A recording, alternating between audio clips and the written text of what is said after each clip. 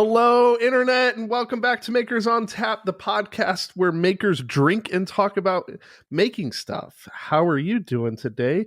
We are doing wonderful, and we have an awesome guest with us today. I am your host, Chris, and joining me today are Joe, Aaron, and our wonderful guest. And I am the guest, Cass. Cass, awesome, nice to meet you.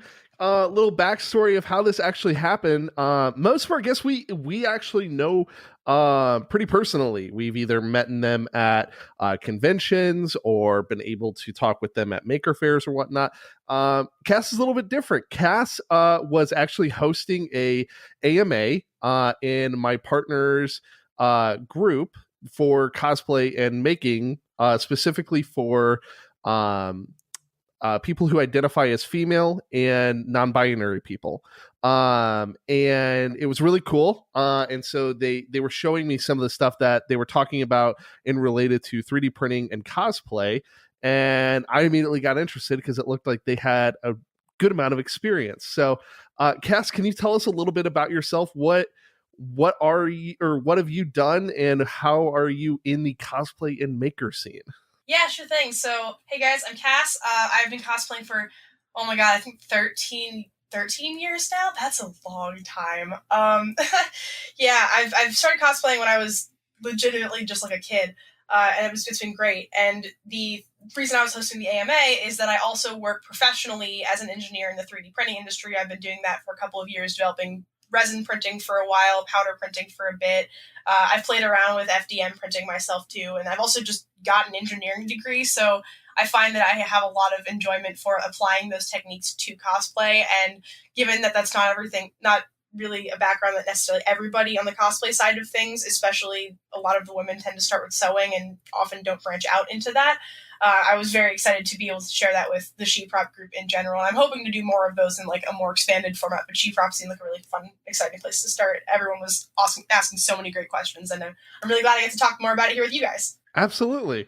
So what was your first cosplay? What really got you into the form of cosplay and getting into cons and whatnot? Oh man, yeah, I remember. So I'm from like the Maryland area originally, so like Otakon was kind of always a big thing. One of the biggest cons on the East Coast anime wise. And I remember like kind of stumbling upon it as like a young anime fan, like the teen librarian just like shoving manga at me because I was like one of the regular kids who always showed up and constantly asked for something to read. That's kind of how I ended up sitting with a bunch of my friends who were like, hey, we should do this because we're all kind of artsy crafty people to begin with. My first cosplay was actually a throwback to like a real cult classic, Knights from the game Nights into Dreams, and then the sequel came out I think when I was like probably like 11 or 12 yes. for the Wii, which back on the Saturn. So Knights was my first costume. I got really involved with the like Nights into Dreams community online. It was like, back in ye old like single forum days, and everybody there was so supportive, and a lot of amazing artists and makers there too. We even had like a cosplay sub forum, and at some point I was like, this is a good first project. Spoiler alert, that was not a good first project. It was very hard. But I'm glad I attempted it, and I learned a lot in the process. And then I think I've made over 60 cosplays in my time since, ranging everything from ball gowns to full suits of armors to a mermaid tail you can swim in, historical stuff, original design. I've been all over the board. That's awesome. Swimming? Tell us more. Sorry, I think there's a bit of a lag on mine. Could you ask the question again? Yeah, I just said a mermaid tail that you swim in. Can you tell us more about that? Yeah, so throwing back to childhood classics, I really wanted to do at some point. If you're familiar with the anime con scene, Colossal Con's a big one. It's hosted at a big water park, and everybody basically just like hangs out and drinks huge boozy smoothies and like just chills and talks shop. It's delightful. And I finally got to go as my like college graduation present because it was like during school the rest of the time. So like all of my friends were like piled in the car. We drove like 10 hours out to like middle of nowhere, Ohio. And we decided before we came in, we're like, we want to do like swimsuit themed costumes. So we also had like our Marvel's Avengers group where we were all in like, themed swimsuits that were Marvel characters. And we decided too that like the handful of us were like, we want to throw back to like our old, childhood Disney days. So we did like a Little Mermaid group, and my delightful friend Dan is there in his like Prince Eric costume that he like threw together at the last minute because he wanted to jump in. He's like dumping water out of his like rubber boots because he's like waiting in the pool to like help do like splash effects for our photo shoot. And I'm like, you are a hero. Handlers are the true saviors of all convention cosplay. Like they are absolutely the best. So when did you start incorporating 100%. 3D printing into a lot of your cosplay? Yeah, so I didn't actually I hadn't really thought I was going to end up in 3D printing after graduation originally. My degree is actually bioengineering and specifically biomechanical, so I was doing a lot with like wearable technologies, which is kind of cool. So like that was the kind of stuff I was working on. So a lot of like soft, like fabric based sensors and like actuator type soft robotic stuff, which I've not worked a ton into cosplay yet, and I'm hoping to do more of that going forward. I was probably like sophomore or junior year of college when they decided that I was being too much of a pain and just let me have free reign at the 3D printers in the engineering labs. Because I just wanted to keep printing stuff both for class and sometimes not for class. I remember spending my like senior week when everyone was like, a bunch of people were like partying, celebrating that we were done. And I definitely did some of that, but like all of the daytime things, I just signed out as much of the lab as I could to print all of the things I wanted to print before I graduated and lost access. And then I got lucky and just realized that I really enjoyed doing it, got a job in the industry, and here we are a few years later. That's awesome. I like to be able to kind of make your hobby somewhat of your job. That's incredible. And you being able to do that in a way where it doesn't drain one or the other is an awesome experience. So what have been some of your favorite cosplays that you've been able to create so far? Yeah, I think it's a difficult question because it comes from the like, was it favorite to execute, favorite to design? I also do like a lot of my own original design work, whether it's like twisting characters to have certain spins on them or doing my own original design. One of my favorite ones I think that I've done, and was probably like one of the ones I'm most proud from a craftsmanship perspective too, was my original D&D character who goes by like the code name Valor. It was inspired by 17th century Venice, but also has like 3D printed elements that are like all of the buttons are like 3D printed elements on them, so they're all like custom. There's like 60 hours of embroidery and hand sewing in that thing. I had a staff that lit up when I spun it around because you can't be a monk without a cool magic prop. Like you just got to be cool. I did like a laser cut fan blade that was super neat. Ended up researching a lot of burlesque techniques out of anything, if you'd believe that. Apparently those guys are like the only ones on the internet who know how to like string up custom fans. It's a lot of like really weird and interesting research between historical and modern techniques. And I think that's what I really enjoy, like meshing. We very much believe the burlesque people know how to string up custom fans. Chris and I are very close to that world. We have participated in one way or another in that, and so yes, burlesque people are very talented costume makers and very talented at figuring out unique ways to be able to make things work, because when you're doing that kind of stuff, it has to work in a specific way to not injure yourself or others in the crowd. Yep. So yeah, no, that's awesome. I've had a similar experience too. So outside of cosplay, like just talking about like all of my miscellaneous hobbies, I'm also a fire spinner, which is fun. So I've gotten to like design certain costumes around doing that too, which is a lot of like, yeah. This lag is going to kill me. It's like we're talking from the moon and back, but I'm good with it. Yeah, I keep like pausing because I like saw you get really excited. I was like trying to wait for the audio to come through. Yeah, I'm on Ethernet. It should be good. But yeah, it is. It's very weird. But we're doing our best. It's just things, So it goes sometimes. Yeah, I think one of the costumes I had a lot of fun with was if any of you are familiar with the Adventure Zone, I did Aubrey Little from Amnesty, who is a stage magician who happens to also be able to control real fire. That's like her whole like bit in the show is like, no, I'm actually a magician. Like, she shoots fireballs at the monsters they fight or whatever. And I was super excited to be able to do that costume because I was like, okay, sweet. Now I get to be like as tacky as I want with the rhinestones. And now I also have my own fire spinning costume. This is great. And then I managed to this was a year or two ago. So back in the before times, I got like a big group of friends. I got a big group of friends together, and like, we found a place where it was safe to do, and like, I gave everybody the safety talk, and I like lit up my props with real fire, and we did a shoot with it, and it was awesome. Man, that's really cool. What kind of stuff do you do fire spinning? What kind of props do you spin and stuff? Mostly staff and poi at this point. I keep meaning to like expand into other things. We're getting there. There are so many things to learn and do. Like, I've been picking up knitting in quarantine to try to like make more cosplay stuff. There are so many things to learn and never enough time. And I think that's a constant problem with those of us who are just like creatively minded.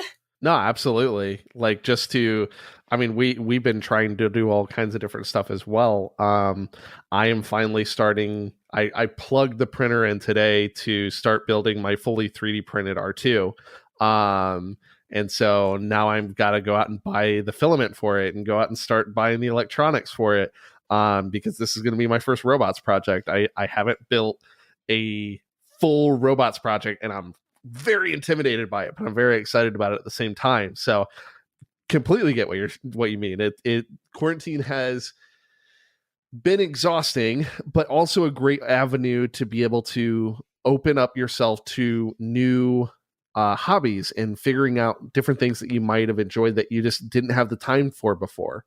So that's been a kind of cool thing out of this, is being able to try out new things like that. I think it's also been interesting too, because I've seen the cosplay community in general adapt to this in a really interesting way. Like, you've seen the rise of like cosplay TikTok, and we've seen the rise of like people doing Twitch streaming. We've seen the rise of like more virtual contests. And I competed in one hosted by Singer a bit back and managed to be one of the finalists, and it was super cool to be able to see people from all over the US and then in other contests I've watched online all over the globe be able to compete, whereas like you can't necessarily always get people together like that to be able to do those sorts of things as nearly as easily, if at all, when involves people physically bringing like these huge crazy builds. Well, that was like one of the biggest things that was awesome about the crown was like C2 has the crown. It's the crown. Oh, I'm well aware it pulls of the crown. in a good amount of people from it eventually. No, absolutely. Like my partner is hoping to compete in the next one. They want to actually enter and compete in. Hopefully, we probably won't go this year if they have it. We don't think they will. But in 2022, they're hoping to have a armored cosplay enter the crown. But like to be able to see like the community be able to bring in people who normally wouldn't be able to come to the crown has been awesome, because you've had these people who we have quite a few friends over in, weirdly enough, India now, because we know the winner from that competition. We met him on the floor of C2, and so we just got to know him and got to be like, oh, this is really cool, like you're a really cool dude. And so all of his friends who normally don't get to come to the States, we've gotten to see them on a world platform as well, which has created this cool thing for people who didn't normally have that opportunity are being able to express their creativity through this. Like, virtual has opened up a lot, and that's awesome. It's great that people are being able to do that. And when you see companies like Singer and Brigida, or I'm forgetting the name of like Bernina. Brigida? Brigida is Brigida is who my partner is cosplaying. Bernina is the sewing machine that we have, and we're really good friends with our local chapter. They do awesome stuff. But like just being able to see like the community come forward and overcome this obstacle of COVID, to be able to not only encourage the community but also showcase even more than we even had the opportunity before, has been awesome. To be able to, like, you and some of the people on Sheeprop being able to, hey, I have this time now, let me talk to you about all of these cool things that I'm a part of, let me help you through and show you how to do that kind of stuff. I think that's been a cool thing that, like, not necessarily even quarantine specific, because I was starting to see this earlier too, is just like watching like TikTok and YouTube and Twitch become bigger things, because you get to see inside somebody else's workshop, which is super neat. Yes, very neat. Oh yeah. Well, and that's like Twitch itself. Like we started, I helped my partner Laura. I'll just start calling them Laura because just saying my partner is. But I helped Laura build their craft room, so that way they would be able to do all kinds of streaming, and we have like several different cameras, so that way they can show like, hey, I'm working on this prop now, and I'm sewing this thing, and like they can be interactive with their chat. And it was so awesome to see, like, right away, like they had the community in there, and not only were they talking about like cosplay itself, but they were also talking about just like the awesome community in it, like being super affirming and being super cool with like trying to like help gender bends and people of color cosplay and all that kind of stuff, and like helping those kind of things has been awesome. Just seeing the community really respond to that well and like kicking ass doing all that stuff.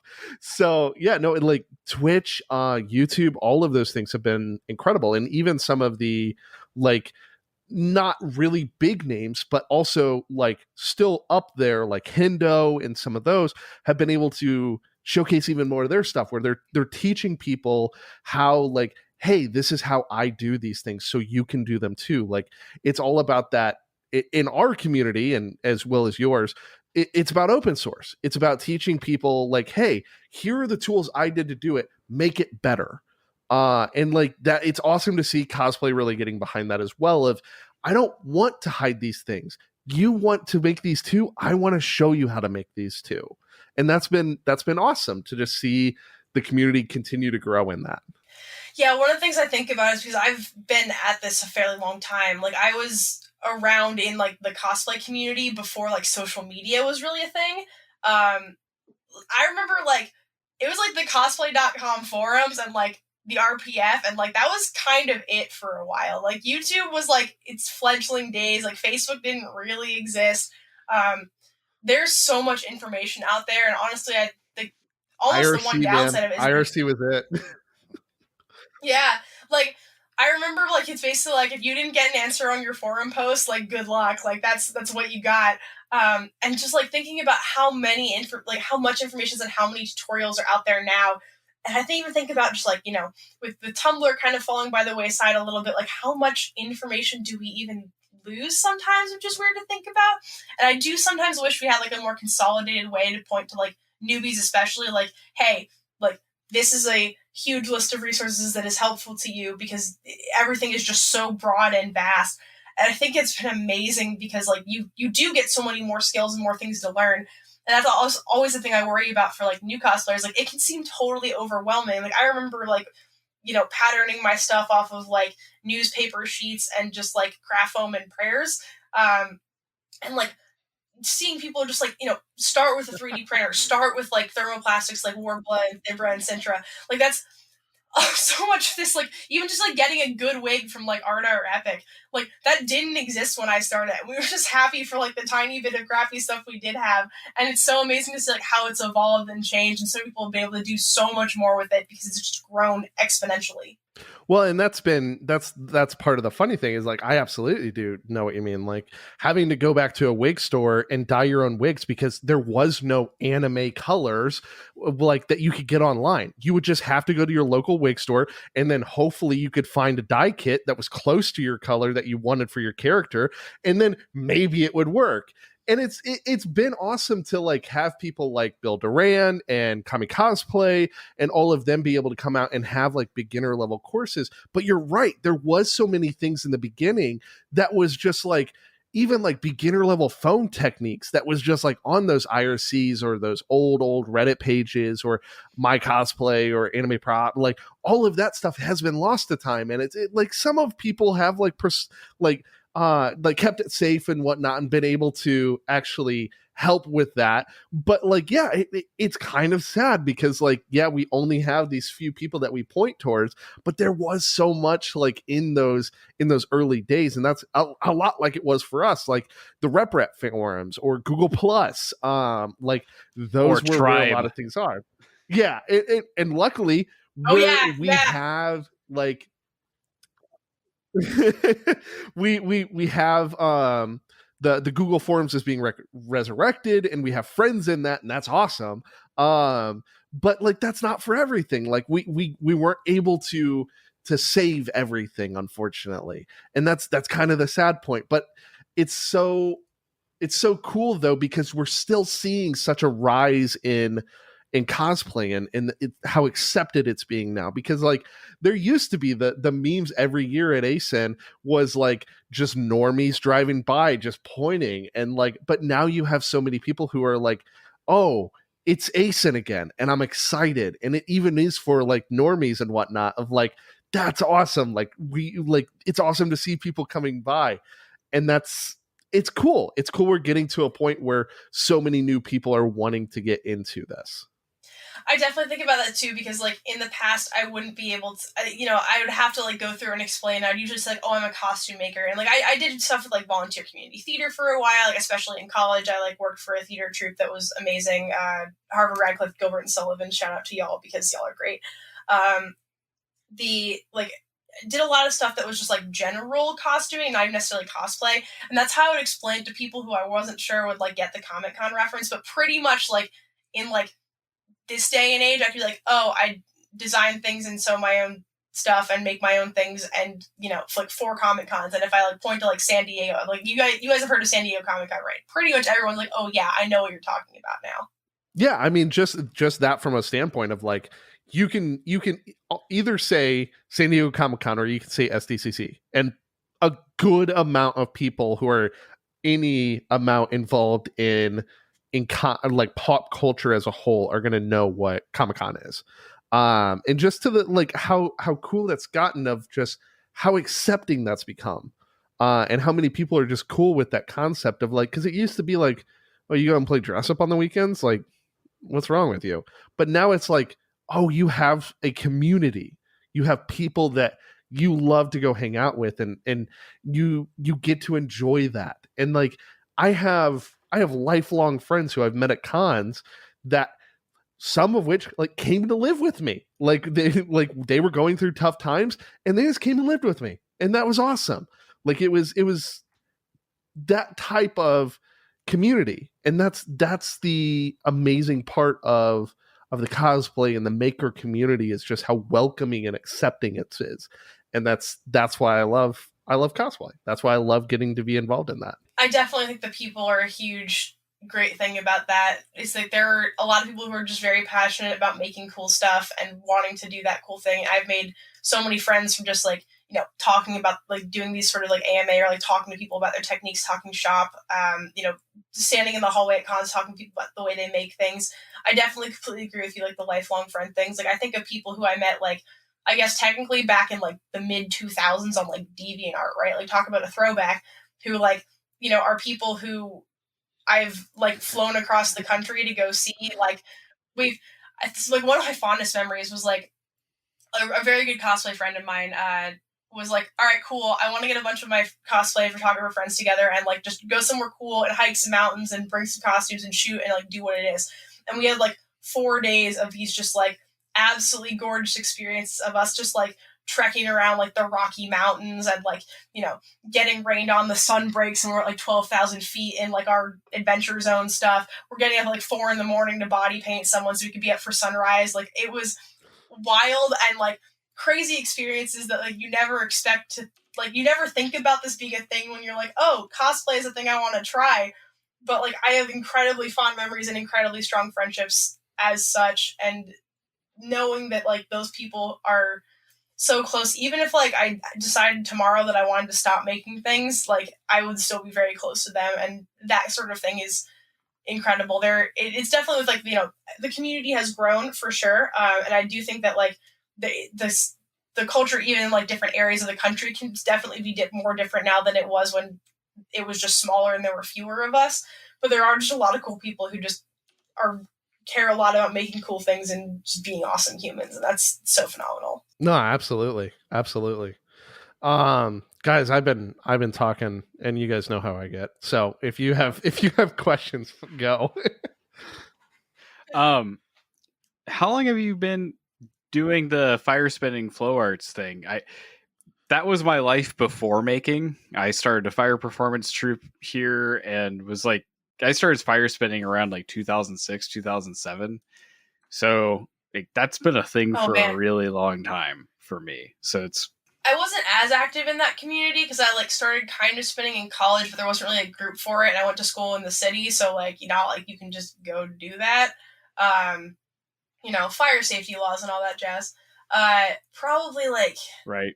maybe like 2013, 2014 for me. I mostly kind of did that on my own, but I did some stuff like I went to Wildfire once and had a blast. It was super fun. I would have liked to do more of that. I think it's just there are so many weekends and so many things to do. Yeah, I never got to make it out to Wildfire, and that made me really sad because some friends of mine helped start and run Wildfire, and they're like people that I really care about. So I always really wanted to go out, but it's such a long trip from where we're at, so it never happened. Yeah, I was lucky it was actually one of the closer events to me. And I think that's also like a thing is like travel time is also something to consider with a lot of these because like I've absolutely jumped around the country going to like various comic cons, anime cons, just events in general. You rack up the frequent flyer miles quick if you do it a lot. It's kind of cool to get to explore new cities as a result too. No, absolutely. So you said that you do a lot with like you work in 3D printing and stuff. How have you integrated that into some of your cosplays? Oh yeah, so there's kind of like the straightforward answer of like I print props because like that's what you expect to do with it. One of my favorite things is I'm big on the like high detail type of costumes that like involve like a lot of like forethought and like nitty gritty fiddly bits. So I really like to do things that use 3D prints in unexpected ways. Like I've printed hairpins for my wigs. I've printed buttons for like a number of different things that are functional. So like I actually like open and close my jackets with them. I've printed a lot of belt buckles. I've printed a lot of things that are like funky little shapes that like get sewn into things, and that's something that people don't always necessarily expect. Or like little armor bits that like are decorative that you would think that like would be metal on like a real if this had been like historical whatever, or like it's Fire Emblem, who knows what anybody's doing sort of thing. They're just like weird shiny little bits on the dress, and I'm like, oh, I'm gonna print that and then work that in. So I definitely don't do like a lot of the like people often think of 3D printing as like I'm gonna print this whole suit of armor, and you can absolutely do that, and there are a lot of people who do amazing work doing that kind of thing. I definitely am a kind of person like I started cosplay with sewing, and I think sewing is a very strong. I'm strong at it from a skill set from having done this for so many years, but I also just enjoy working with fabric. I get a lot of enjoyment out of taking like something from 2D to 3D, or like looking at a design and say like, how does this translate to fabric and then to my body? And I think that's a skill I also use in engineering a fair bit as well. Like that's for like 2D to 3D spatial awareness and recognition sort of stuff. You get it a lot with the 3D modeling too. It's kind of like the same similar skill set in that respect as like how do you take a sketch to a solid object. And I think in that way, I like combining them in interesting ways. So like printing things that you don't necessarily things that you wouldn't necessarily have expected to be printed is like always my favorite. Is people be like, oh, like where'd you buy the buttons? And I'm like, they're 3D printed. Like I made these. Yeah, that's really awesome because like especially with resin printing, it's so easy to hide the fact that they're printed. Yeah, I'm also a big fan of hiding symbolism in costumes too. So like my Adventure Zone dress, because the character was Lucretia was like the record keeper of the group. I like hand silk painted all these panels in her dress that like had important scenes from like her parts of the story. I've done armor that has like storytelling imagery in it. Printing I like a lot because I do custom buttons for pretty much anything that I do now at this point. So I always try to hide like the character symbols in it. I did like a really fancy Emperor Lelouch from Code Geass for the Katsucon Met Gala last year and had a blast with it. That's such a fun event. Huge shout out to Cowboy Crunchies who organized that and put that on, and Jedi Manda. Those three are awesome, and I'm super glad I got the chance to participate. But I was like sneaking the Code Geass symbol in like all of my like little buttons and like hardware pieces on the outfit. So like anybody who got a chance to look at it up close and knew the series went, oh, I see you. I see what you did there. And it was so satisfying. That's really cool. It's like, that's one of those like attention to detail things that I always really love, but never actually accomplish in anything I do. So that's awesome. I definitely think about it a lot in like the design phase of things. Cause like I said, I tend to be the kind of cosplayer who doesn't, There's like an exact recreation, and there's also translation. I think this is a thing that I was talking with some other people about this in like a different Discord forum the other night about like there's an art form of like making something a perfect copy, like it stepped off the screen. It is also another skill set to be able to take something and figure out how to make it look better in real life, because like anime and video game stuff like doesn't always necessarily translate or look good on a real human. Like it's just not how it works. Like I'm sorry, I'm not 6 foot tall and have a tail and like, you know, wings. Like it's just not who I am. So like being able to take things and figure out how they should like, I guess as I said, translate and like make them look, you know, same thing they do on Broadway. Is like how do you make the Lion King work when you need to have human actors? That sort of thing is like how that sort of jump works becomes a really interesting challenge that I think is super fun personally, and I like putting original spins on it and like I said, hiding those little details in there because it's another thing that just makes it more yours. Like you could go buy a costume, and people who buy costumes, I buy costumes sometimes too because I'm just like I don't feel like making that thing. But even if I do buy a costume, I always do something that makes it like more personal to me. Like I add details, I change things, I do whatever. Especially when I design my own, it's like a lot of thought about like how all of those little pieces fit together, either motif wise or color wise or thematic wise. Like I like made like a signet ring for my D&D character, and like the same symbol is that's like on the ring is like carved into like all of the bits of his weaponry too, because it's, you know, his soul's owned by the guild, and that's the guild symbol. So little things like that I think are super fun. And I know I love talking to judges about it in the judging room. I've only been competing a couple of years personally, but like every time I go in there and I like they ask like, oh, like why did you make this design decision? I always like to have like a really good answer for like what made me do this thing, and the little details for the people who get it.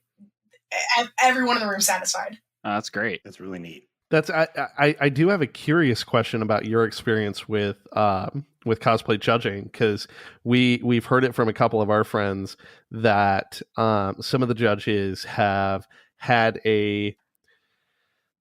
I'll call it they don't know the true amount of work that goes into it, but they've had a stigma against 3D printing because they think it's you just like put it out and it's done. It's you don't do any work to it. There's no craft foam, there's no sewing, you just push a button, it's done.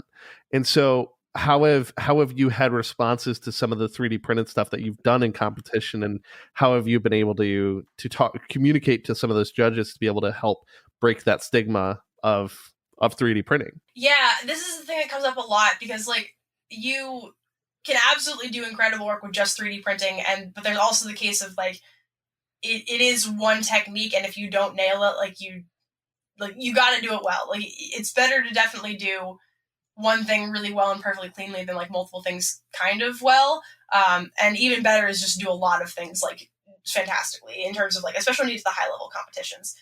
For 3D printing in my end particularly, I definitely go out of my way to model my own stuff because then I can show like it's just like a sewing pattern. Like I had to go through and make this piece myself and do that. Not to say that is like, you know, some cosplayers don't do that and just print and finish, but I definitely have encouraged people who have done that sort of thing where they're like, oh, I don't feel comfortable modeling this super complicated thing, but like I understand how to paint and finish props. Then I'm like, then you need to show that. Like take that build book that you make before you go into competition, like, you know, all your reference photos, all your work in progress pictures, and like walk the judges through step by step all the work that it needs to go through. Because you're right, like people think they can just load a file on a printer and print it, and a lot of modern 3D printing companies, the one I work for included, is very into like make it as easy for the user as possible.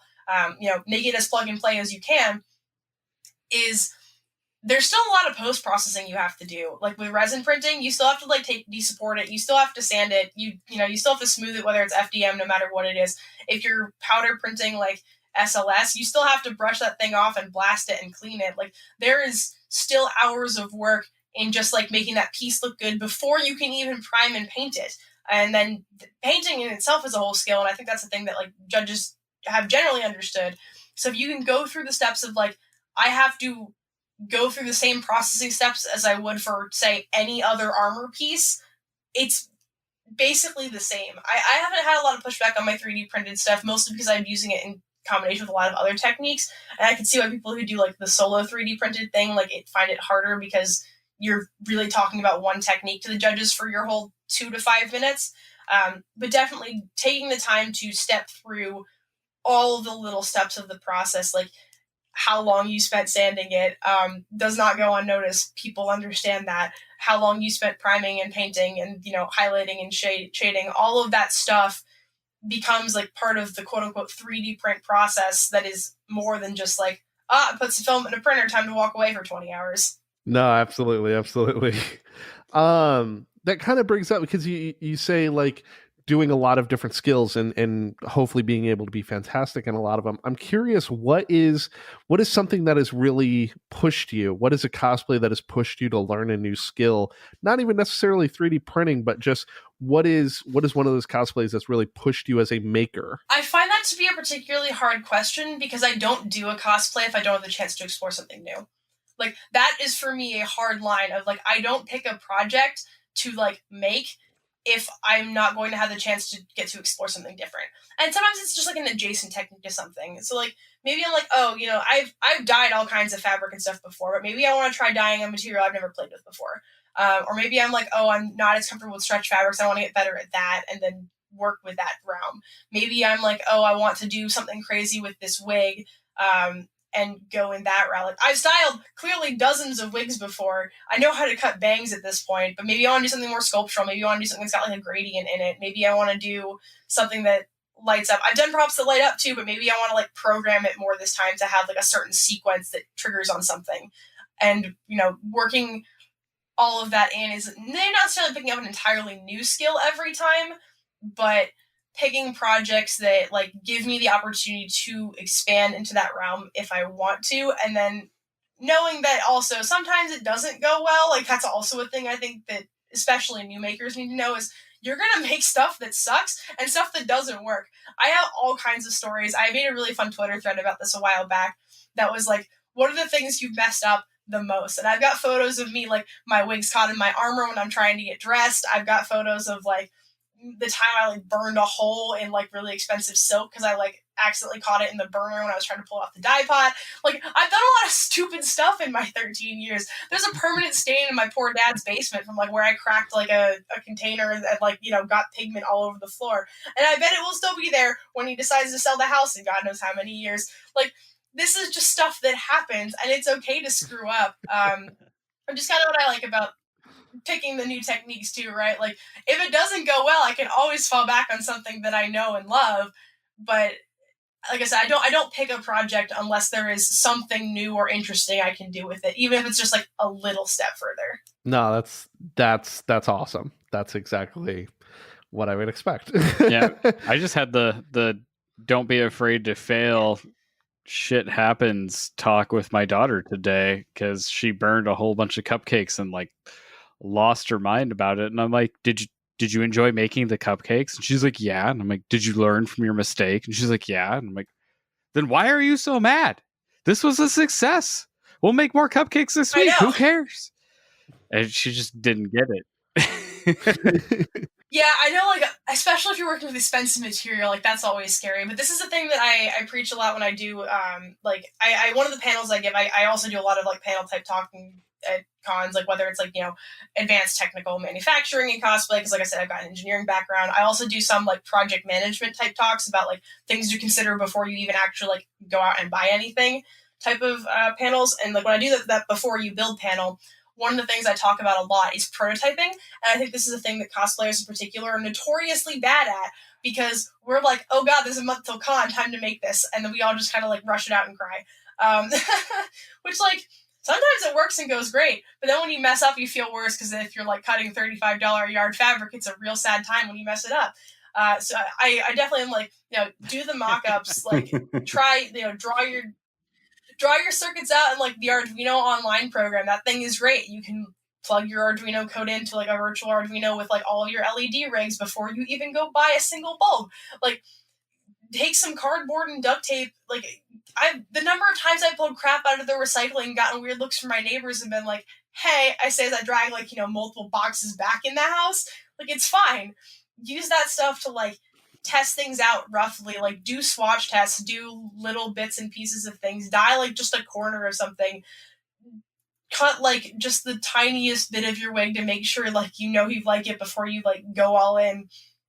All of that sort of like quote unquote prototypey type stuff definitely like helps alleviate the, oh god, I just wasted a bunch of time and materials while still giving you permission to fail. And I think that's something that I really want to push to newer cosplayers to think about too, is like the standard is so much higher than it was when probably any of us started. And it's kind of intimidating to look at, say people like competing in the crown or on the world stage. Like the builds are insane. I even think they're insane, and I've been doing this, and I kind of do like, I do this kind of design and build professionally, and I still get wowed by the things people create in their garages and basements, right? So, especially newer cosplayers, and even just as a reminder to people who have been in this a while, like it's okay to screw it up once in a while. You'll figure it out. It will be good. You'll have learned something, and you'll get it right next time, or realize that like there's a better way to do the thing you're trying to do. Yep. Totally agree. I I don't think there's a better way to say it than that. And that might be the thing to end on is, Aaron, do you have any questions? I don't. I've just been marveling at like everybody and the depth of knowledge here that I have none of, which is quite I'm always fascinated listening to nerds talk about things that I have no idea about. And I just sit here fascinated. I think that's another point to make too, though. Aaron. I think that's another point to make too, though, is that like I know there are some times when I've asked people who are way more qualified at insert skill here than me to learn things, and it feels super overwhelming, especially when you're diving into something as broad as like general makery type stuff. And like it's also okay to feel overwhelmed by the amount of information that's out there. We just talked about how much of it exists and how like disparate and like infinite it could be. You could spend your whole entire life watching YouTube tutorials, and like it's amazing. And seeing that amount of knowledge sharing is great. It's okay to take your time and do it slow too, and it's okay to feel a little bit dumb, because I mean even people like us who have been in this for literally decades, still find new things that we don't know how to do and are figuring out. Yep. Yeah. That's what keeps us going every day, is finding the new stuff. Mm-hmm. For sure. No, absolutely. It's always finding the new stuff. I don't think you can I don't think you can end it any better than an encouragement for people to go out and try new things, for people, despite shortcomings, despite failures, to continue to go out and create awesome things. And that's that was the epitome of the podcast, was to help people be able to be encouraged to make new things, to be able to go out and find new skills. I mean, hell, like I'm the weird one in this group normally. I'm the one who doesn't normally like have a laser cutter or a CNC or a router. And like I'm constantly pushed by these two to get into new skills, to be able to push myself to learn new maker skills. And so it's kind of cool to have like a friend on and be able to push these two of like, hey, like these are awesome things, like you should check these out. So I don't think you can end it any better than that, than a call to arms to, hey, even though you may have failed in the past, and even though you will fail in the future, continue to keep making awesome stuff. That's the best that you can put it. Man, Completely agreed. With that, it's like Chris is a wonderful host. Yeah. I'm gonna say this. Crushing Suck, it. Joe. We should have Chris on more often. not me, but the other. Oh yeah, no. There is a diehard listener who we love to death, and he is amazing. He's one of our biggest supporters, but he always calls me the part-time host and or the guest host. And so every once in a while I got to get a dig on him because we love him so much. I was like, wait a second, what did I do? Oh no, you're good. All right, well, Cass, honestly, thank you so much for coming on. I really hope that when things are open back up, we get to run into you at a convention, because I would also love to just interview you in person, especially in cosplay. So Oh, yeah. we will definitely have to do that. And hopefully we can have you back on another time, maybe when one of our internets is not lagging out. I don't know whose it is. It could be mine for all we know, because it's probably on my Wi-Fi. Could be mine. So we will definitely right. We will definitely have you back on to continue to talk more, especially about it. We didn't even get into your like engineering part of your life. So we would love to have you back on to be able to talk about stuff like that. So thank you so much for coming on. Yeah, happy to. I guess in you the so meantime, much. if people want to find me online, I'll do that shameless plug. Happy, yeah, no, this is a blast. This has been my highlight of my week. Absolutely. Thank you guys. This has been great. In the meantime, if people want to find me online or like see any of, like, I post all of my like panels and tutorial type stuff online. Honestly, one of my big resolutions for like 2021 was to do absolutely more of like the teaching and knowledge sharing type of thing. So I am Stars of Cassiopeia, Cassiopieia, on pretty much every social media except Twitter. You just have to take out the of, so it's just Stars Cassiopeia. But yeah, you can find like all of my stuff, all of my build threads. I post a lot of work in progress photos, so people can also see like how I go about making things. And when I screw up, I'm pretty open about when that happens. And then just like have good discussions about this. I'm always happy to answer questions from people who are like well-meaning and interested about just like learning things, or who have complex questions about, especially about the things that I know I'm an expert in. No, absolutely. That's awesome. We will make sure to link dump you and have all of your social in the comments and everything, so people can come and find you. We know people will definitely want to seek out some of those things for you, because that's awesome. So with that, thank you. We're back. We're trying to keep consistent. We've been able to do it for a couple weeks. So let's keep it going. I'll let the other guys send us home. Yeah. All right, guys. Chris already said it. Keep making stuff. Keep trying. Keep breaking it. Keep doing the thing that we're keep telling you to do. This is the end of the podcast. It's been a long week. Sorry. All right. Later, guys.